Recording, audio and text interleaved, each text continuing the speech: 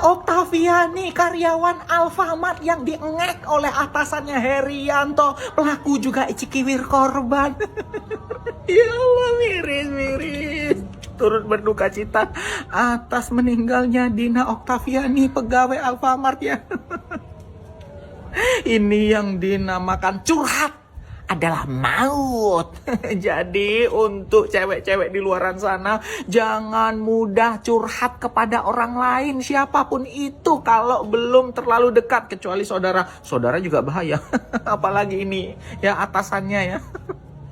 Gara-gara ingin melupakan mantan kekasihnya, ingin move on, jadi curhat kepada atasannya Herianto ini kalau minta dicarikan orang pinter agar lupa. Akhirnya Herianto mengiyakan keinginannya Dina itu. Lalu dibawalah Dina ke Purwakarta di rumahnya pelaku ini. Kalau Dina rumahnya di Karawang ya.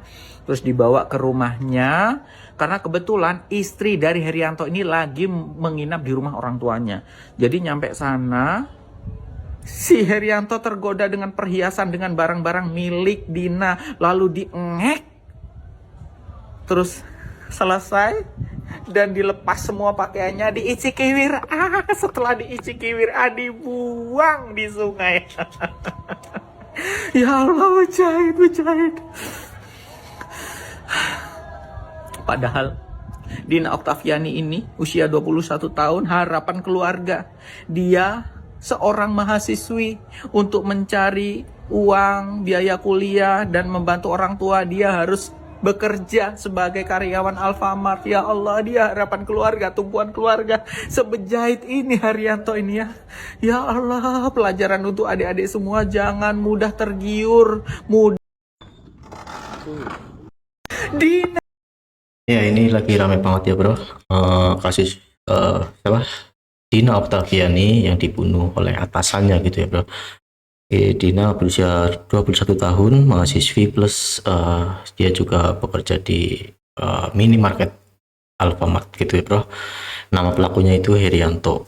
Dia selaku atasannya dari Dina gitu bro. Ya, jadi ini katanya ini kan Dina ini sering curhat ke Herianto masalah mantannya atau kekasihnya, mungkin nggak tahu lah ya. Sering curhat malah berujung tragis gitu bro, karena terpengaruh oleh wajah. Mungkin wajahnya si Dina kan cantik juga kan, terus perhiasannya itu juga terpengaruh oleh si pelaku begitu bro. Jadi ada pikiran yang negatif ya, itu ya buat semuanya ya, pelajaran ini ya. Saya juga memiliki anak perempuan, juga harus sering dikasih nasihat yang baik, berteman dengan orang-orang yang baik begitu ya bro. Kasihan ya, sudah dibesarkan sampai kuliah, gimana ya perasaan orang tua ya, miris lah ya bro. Ini pelakunya harus dihukum yang seberat-beratnya. Saya ini orang tuanya gimana ya, berarti sedih banget gitu ya bro.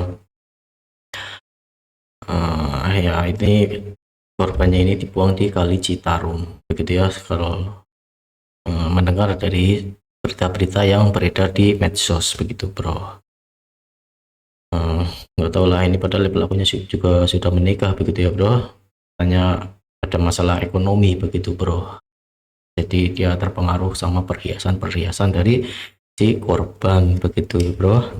Oke lanjut bro. Kondisi terkini. Oke, ini kondisinya ya, kondisi terkini rumah pelaku pembunuhan Dina Oktaviani setelah diamuk masyarakat. Jadi ini kondisi rumah pelaku ya, sama masyarakat setempat juga dihancurin gitu ya, nggak terima ya begitu ya bro. Saya sebagai ini juga nggak terima, apalagi orang tua, masyarakat mencemarkan nama baik masyarakat juga begitu ya bro. Nggak terima lah, intinya nggak terima. Ini segera di hukum yang setimpal, yang seberat-beratnya ini bro. Aduh, masih muda, berpendidikan gitu ya bro, pinter cari duit, nggak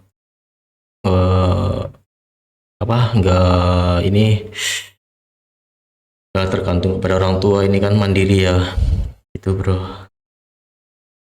Nah ini ada yang komen istri dan anaknya nggak tahu apa itu kan rumah untuk ditinggali anak plus istri, kenapa harus dirusak? Kalau mau mengadili adili saja orangnya. Ya namanya masyarakat ya, intinya nggak tahu, intinya ya sudah emosi ya gitu ya bro. Ya nggak tahu lah. Lanjut, turut berduka cita ya intinya ya, terutama ya.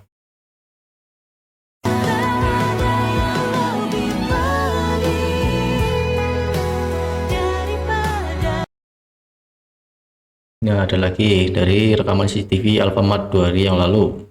Ternyata Dina Octaviani sudah menangis di belakang kasir. Sepertinya Dina sudah diancam kepala toko. Wah, maksudnya kepala toko ini ya si pelaku begitu bro. Ya, lanjut. Oke. Nah, ini pelaku, ini korban. Sorry ya. Berarti barangnya apa aja? Korbannya, Barang apa ya? benar. Motor di mana? Yang ada di sisi. Yang ada. Bentar dulu. Oke, lanjut. Ini ya bro, cantik ya bro, masih muda, berpendidikan ya bro. Oke lanjut bro. Nah ini buka pelakunya. Lagi foto, ini saya punya dua handphone, saya titip ya, itu. Berarti barang lain tadi? Ada di Otoy kalau HP. Dua-duanya? Iya, dua-duanya. Nanya tuh ya HP-nya. Enggak, saya bilangnya HP saya gitu. Kalau udah dia banyak Oke. titip ya gitu. Kalau untuk HP dititipinnya itu baru kemarin kalau nggak salah. Di Otoy. Otoy ada nggak di rumah sekarang? Kurang tahu. Otoy dikasih uang berapa sama kamu sama si itu? Ada, dikasih uang. Ada apa? Berapa emang? 50-an. 50 ribuan. Sama Robi itu 50. Belakang. Nama lengkap lo itu siapa? Herianto. Herianto. Nah yang tuh. Sorry ya. Ya siapa? Jam tangannya buka, ambil nyeri, jam tangannya buka. Miris bro. Jadi yang di sini nggak ada, di motor nggak ada. Terus selebihnya di si. Di Otoy ada dua handphone sama satu unit motor. Kalau emas kan udah saya jual. Oke. Uangnya itu ada di tas. Terus semacam baju apa? Apa ketemu di kosan? Jaket apa? Taruh di kosan aja. Saya bawa dimasukin terpakai. Kalau baju saya masukin ke tas terus pakai. Sekarang kita ke rumah ya. Ada siapa kita di start rumah? dari kosan. Kalau mereka yang di sini masih Iya. mobil yang sana itu. Coba. Saya tahu. Apa? Udah. Saya paham. Tapi yang penting saya dengan teman saya kooperatif ya, nggak ada apa berarut-arut cerita macam-macam lah, udah nggak usah lah, dulu lah ya. Kita sudah tahu semua. Betul. Saya agak capek Pak. Satu lagi, yakin Robi sama Otoy tahu gak itu di dalam dus mayat? Enggak Pak. Saya Yakin? enggak. Benar. Yakin Pak. Saya 100% enggak. Karena saya bisa yakin. Tapi ada si Otoy itu ada kecurigaan. Bukan kecurigaan, lebih ketakut Pak. Karena kan saya alibinya itu sama takut kiriman dari orang lain gitu. Terakhir ketemu sama si Robi kapan? Semalam tadi Pak. Tadi malam. Ketemu lagi. Yakin ada di rumah dia? Kalau sekarang mah nggak tahu Pak. Karena nggak ada panggilan juga. Tapi kalau siang biasanya dia nari, kalau malam mah Narik apa? suka bawa. Oke jadi ini pelaku membawa seperti handphone, uang, sama apa lagi perhiasan gitu ya bro. Ini ada yang komen ini karena dia itu pasti suka sama korban karena cantik. Mungkin korban menolak gitu karena udah beristri juga. Dan ini nggak percaya kalau motifnya itu karena ekonomi. Ini banyak netizen yang nggak percaya ini kalau motifnya ekonomi begitu bro. Mungkin ini masalahnya si ini pelaku suka kepada si korban, cuma si korban itu menolak karena sudah beristri juga ya bro. Mungkin bisa jadi bukan karena masalah ekonomi, karena ini kan juga atasan yang pasti biasanya gajinya lebih tinggi begitu ya bro. Banyak yang percaya netizen gitu bro. Ini juga kenapa si korban mau diajak ke rumah tersangka, itu aja pertanyaannya. Ya nggak tahu ya, kan tadi sudah disampaikan kalau ini kan asal muasalnya itu karena sering curhat, mungkin pas istrinya lagi keluar atau mungkin lagi di rumah orang tua, bisa jadi begitu ya bro. Mungkin disuruh main ke tempatnya si pelaku begitu bro. Oke ya mungkin itu dulu ya, ini miris buat pelajaran kita semua yang mempunyai anak perempuan khususnya ya baik perempuan maupun laki-laki harus bisa memberikan edukasi kepada si anak, harus lebih hati-hati ya, walaupun itu teman dekat atasan justru ini pelaku-pelakunya ini yang ada di sekitar kita begitu bro. Ya mungkin seperti itu dulu ya bro.